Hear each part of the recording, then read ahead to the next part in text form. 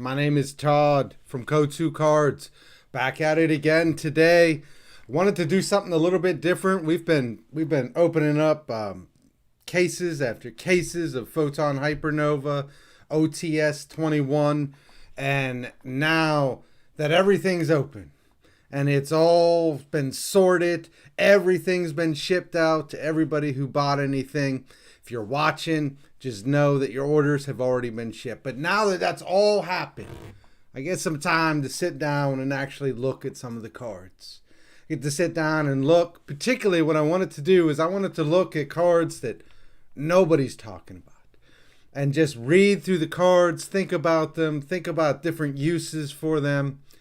And one of the things that I found was there's a couple cards out there that nobody's talking about that I really can't figure out why. And then there's a couple cards that nobody's talking about that I was pretty excited about that I have a pretty good idea why. So what we're going to do in this video is we're going to look at two cards that I think are sneaky good cards. Pun intended.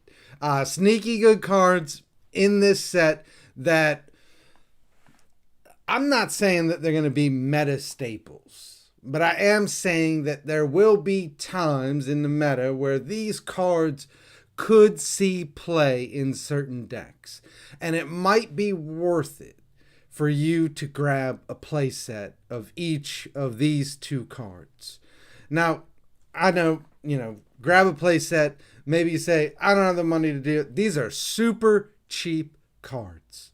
Now, these two cards that I'm going to be giving you today, super cheap cards. Grab a playset, put them in your binder. Maybe you never touch them, but there might be a time where this card is exactly what you need.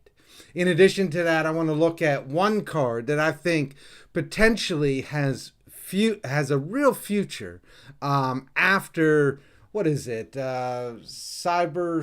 cybernetic access, or the next core set that comes out. When the next core set comes out, this card may have a place in the game. And then the last card I want to look at is a card that I don't even know why they made it. It's a horrible card. I feel bad for the players of that archetype because they thought, we're going to be getting something really good. And what you got was garbage.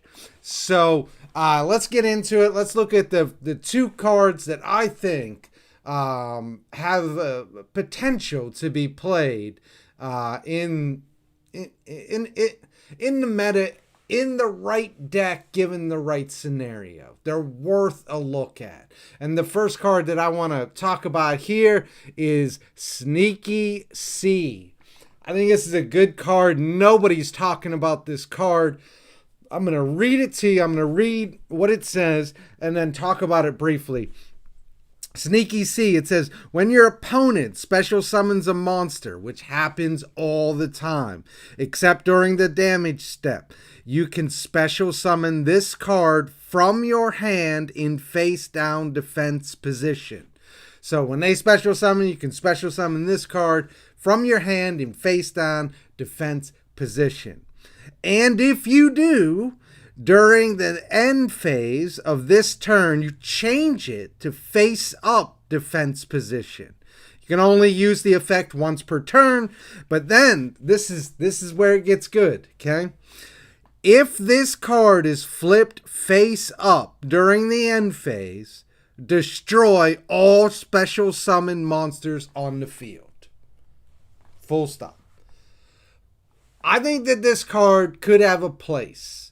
And one of the things that I try and do, and I'm gonna run a weekly series where I'm talking about cards that you should be buying. It's not a market watch. I'm not going to talk about the market, but I just want to talk about cards in general that I think every Yu-Gi-Oh player should have a play set of. And one of the sets that I think everybody should have a play set of are the C cards. Like Max C, Retaliating C, Sneaky C. I think that you should just have a playset of this, just in your binder. Maybe you never use it, but you should have a playset of it. I think this card has potential. The second card that I want to look at is actually a trap. And it is Euphorius, the Swamp Deity. And I'm sure that I butchered that name. But we're just going to call it the Swamp Deity. I'm going to read to you what it says and talk about it briefly. During the main phase, special summon this card as a normal monster. Reptile Earth, level 6, attack 2000, defense 2022.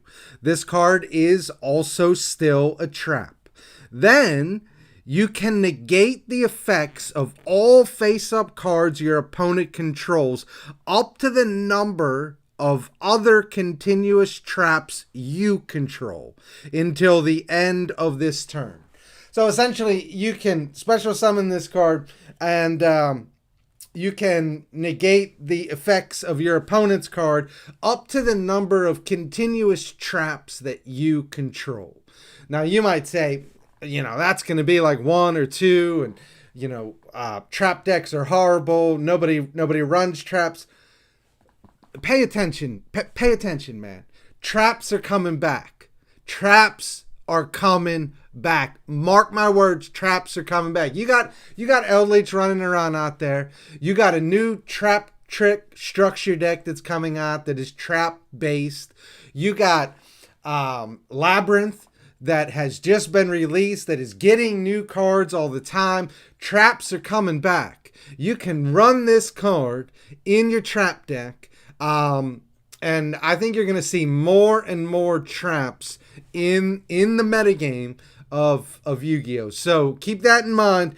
I'm not saying that this is going to be a meta staple. Again, all that I'm saying is it's a card worth picking up. Right now, this card I sell this card for like, I don't know, I think a 3-pack for $3, $2.99. I think you can buy it on TCG for probably 50 cents a piece. But you're going to have to find a way to get free shipping. So 50 cents a piece plus shipping, or you can just buy it, $2.99 for 3 of them, whatever. It's not going to break the bank. This is a card worth having. I think that it's good. Nobody's talking about it. All right. Moving on from really good cards that nobody's talking about to a card that I think potentially has future metagame relevance. And call me crazy. I have been a fan of Ice Jades ever since they came out. I know they're horrible. I know it's a horrible deck. I have a playset of every single Ice Jade card that's been put out. I have them in a deck box. I'm just waiting for them to get the right card. Was this the right card? No, it wasn't. This is a card that is not very good right now in the Ice Jade deck. This doesn't do anything for it. It helps a little, but not a lot.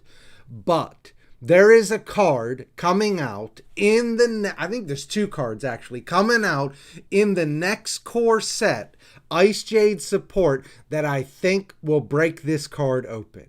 And you might actually see Ice Jade after the Cyber Access, whatever it is, set comes out. You might see Ice Jade at least at your locals.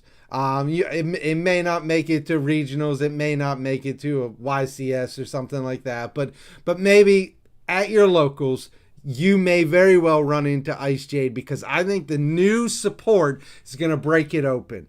I think this is a card worth buying, because when the new support comes out, this card might go up. This card is super cheap right now. Again, this is an Ultra, and I sell a 3-pack of it for, I think, $4.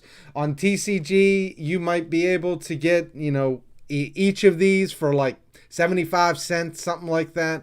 Again, you're going to have to try and figure out how you're going to get over the shipping on TCG. But either way you go, it's a super cheap card. If you ever had an interest in Ice Jade, now's the time to pick this card up. All right, that brings me to my last card. The card that they probably never should have made, but they did. And I feel bad for all the Tri-Brigade players out there because you thought, man, we're getting a Link 5. By the way, I opened many cases of Photon Hypernova, and this is the Starlight that I get. Not particularly happy with that. But they got a Link 5. There's one major problem that I see with this card. I'll read it to you. It's in the first text. I'm not going to read the rest to you. It's a very good card, except for this first line right here.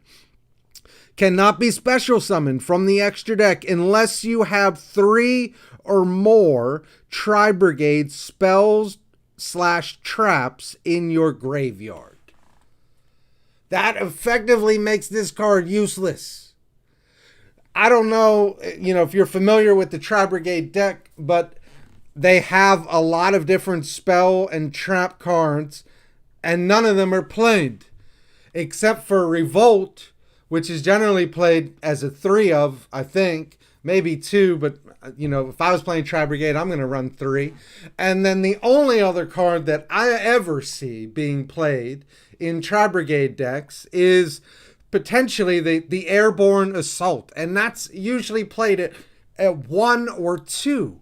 And at the most, I've never seen that card maxed out. So you're going to have to play some not so good spell or traps just to get this card out. I have no idea why they made it. If it would have been monsters, 3 or more Tri-Brigade monsters, this card would be broken. But it's spell or traps, and Tri-Brigade does not excel in spells and traps. I don't know why they made it. I feel for you Tri-Brigade players out there. Hey, that's all I got for you on the 4 cards that I thought were interesting that nobody's talking about in this set. If you think I'm wrong on any of these cards, you think this is a good card, you think this is never going to see play, and you think these 2 cards are nasty and there's no way that they're going to be good and that you should buy them, let me know. Leave me a comment. I'd love to, sit down and, engage with the different people about Yu-Gi-Oh cards. So that's pretty much all I had for you today. 4 cards from the new set, Photon Hypernova. I hope you all have a good weekend and a great Super Bowl, and I am out of here.